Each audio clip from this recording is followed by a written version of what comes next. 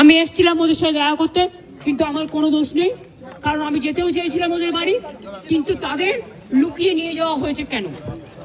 কোয়েশ্চেনটা তো আমার থাকবে। তার মানে ডাল মে কি কুছ কালা হ্যায়। নমস্কার বন্ধুরা, আমার নাম ধ্রুবজ্যোতি সরকার। মুর্শিদাবাদে ছক কষে অশান্তি, নেপথ্যে 2-3 জন। শীঘ্রই সম্পূর্ণ তথ্য প্রকাশ্যে আনবেন বলে ঘোষণা মুখ্যমন্ত্রী মমতা বন্দ্যোপাধ্যায়ের। সোমবার বহরমপুর থেকে এমনটাই জানালেন তিনি। যারা দাঙ্গা করেছেন তারা বাংলার শত্রু বলে কটাক্ষ করেছেন মুখ্যমন্ত্রী। তোপ দেখেছেন বিরোধীদের বিরুদ্ধেও। আমি ওদের বাড়িতেও যেতাম, কিন্তু যেহেতু বিজেপি ওদের দুজনকে সরিয়ে নিয়ে গেছেন, বিজেপির বোঝা উচিত সাম্প্রদায়িক দাঙ্গা যারা করে তাদের আমরা ক্রিমিনাল বলি, তাদের আমরা কোনো ধর্ম বর্ণ জাতি হিসেবে বিচার করি না। এবং পুলিশের গুলিতেও একজন মারা গেছে, 3 জন। আমি এমএলএদের সকলে হিন্দু মুসলিম বোথ সাইডের আমি ওপিনিয়ন শুনলাম। আমার সাথে আমার চিফ সেক্রেটারি মনোজ পন্ত ছিলেন, রাজীব ডিজি ছিলেন এবং আমাদের ডিএম ছিলেন, আরও অনেকেই ছিলেন, জেলা পরিষদের সভাধিপতি সহ। আমরা সাম্প্রতিক পরিস্থিতি নিয়ে একটা আলোচনা করলাম। আর এই জেলায় আমি দেখছি বহিরাগত কিছু লোক এসে ধর্মের নামে বিধর্ম কথাবার্তা বলে, আমি কোনো কমিউনিটিকে এর জন্য দোষ দেবো না।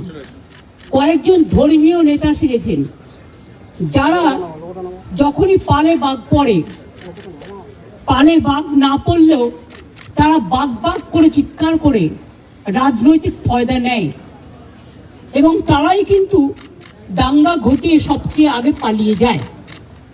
এই শত্রুদের গৃহশত্রু, মানে যারা জেলার শত্রু, বাংলার শত্রু, আমি কাউকে শত্রু বলে মনে করি না, সবাই আমার মিত্র, কিন্তু দাঙ্গা যারা লাগায় তাদের আমি মিত্র বলে মনে করি না। মুর্শিদাবাদ জেলাকে কেন্দ্র করে এবং যে দুটো পার্টে মাত্র 2টো ওয়ার্ডে গন্ডগোল হয়েছে, সেটাও কারা করিয়েছেন, প্ল্যান করে, কি করে করিয়েছেন, কিভাবে করিয়েছেন, আমি এই কটা দিন ধরে অনেক ক্রস চেক করেছি, রেকর্ডও করেছি।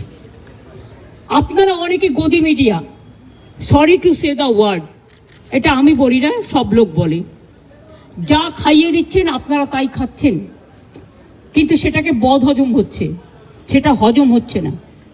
এটা কিন্তু মানুষে মানুষে বিভাজন হচ্ছে। 2-3টে লোক আছে যারা এই গন্ডগোল পাকাচ্ছে, তারা নাকি বিরাট বিরাট ধর্ম নেতা, মানে ধর্মের নামে বিধর্মী নেতা, অনেক বড় বড় কথা বলেন। আর আর্থিক উৎস আমার মনে হয় বিজেপির নেতাদের জিজ্ঞেস করবেন, তারাই বলে দেবে। আমি পরিষ্কার বলছি, এর টোটাল সত্য তথ্য। আর কিছুটা আমার বাকি আছে, পেয়ে গেলে প্রেসের সামনে আসবে। কারা করেছে, কিভাবে প্ল্যান করে করেছে। আমি নিজে হিন্দু নই, আমি নিজেও তো হিন্দু পরিবারের মেম্বার।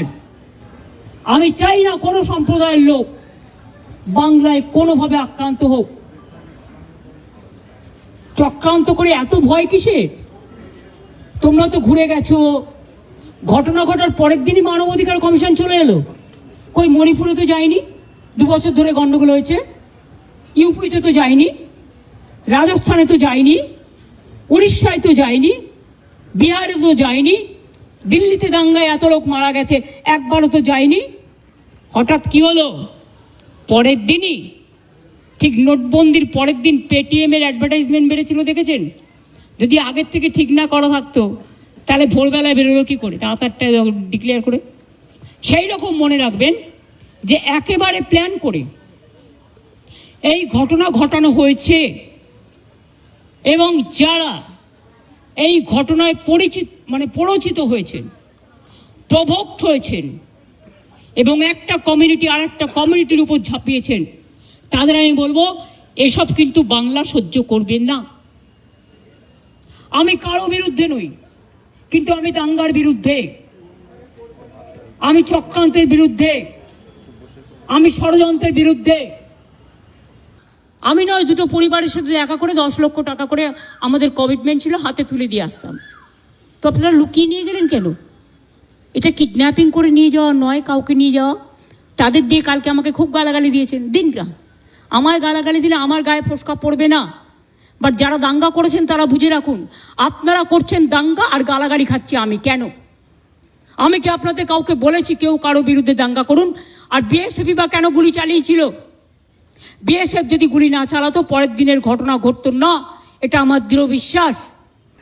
এবং যদি আপনারা বলেন দুটো মসজিদের ইমামকে ফোর্স করা হয়েছে, তাহলে এখানে কোনো একটা সেবাশ্রম আছে, আপনারা জানেন তিনি কি করেন, তার কি কীর্তি, তার কি কুকীর্তি, তিনি কিভাবে মানুষকে প্রভোগ করে, বেলডাঙ্গা থেকে শুরু করে একেবারে সুতি ধুলিয়ান সব। বন্ধুরা, ভিডিওটি ভালো লাগলে দয়া করে লাইক শেয়ার করে দেবেন, আমাদের পেজটা ফলো করে নেবেন আর আপনার মতামত কমেন্ট করে অবশ্যই জানান। ধন্যবাদ।